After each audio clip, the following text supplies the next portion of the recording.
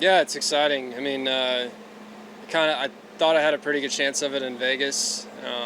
Obviously, to come a couple points short. I'm glad I got it done in 1 week. If I kind of let that wander a little bit, that wouldn't have been fun. But yeah, it's exciting. I finally want to do this my whole life, so finally out here.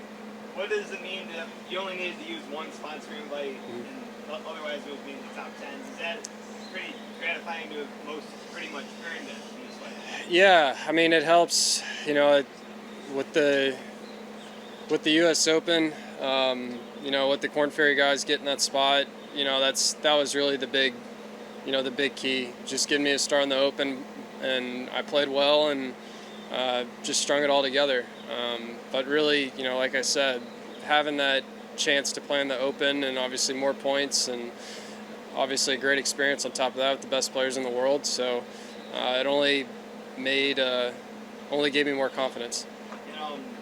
Your schedule for the fall, are you going to try to Monday into RSM? I will. I'll try to Monday into RSM. Hopefully my Koba if I don't get in on Monday there. So that'll just kind of be the schedule from here going forward. Looking back on the last year and a half, 2 years on the Corn Ferry Tour, what kind of memories you think you're going to have of that? It's wild. I've always set goals and wanted to, put a deadline on things, and I frankly had never accomplished them at the deadline that I'd ever wanted, and to beat one finally in my career is pretty cool. So this year, going into the year, my goal is to finish top 25, get a card that way, and COVID hit, and I took that challenge as an opportunity to try to gain more experience and try to get my card by 3 wins, and I did it an even different way. So it's very gratifying. Absolutely. I wanted to ask, because last year in Alabama, you talked about the 3 college classes you needed public speaking. What was the final one? I'm almost done. Right now I'm taking it's a philosophy class, and then I did the public speaking online.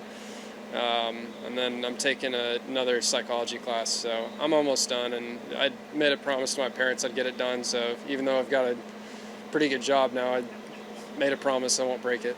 You'll try to finish by the end of this year? It just depends. I mean, with how much I'm playing, we'll see what happens. But thankfully, I get a year from, and once I start, I get a year from that point to go up my speed. So,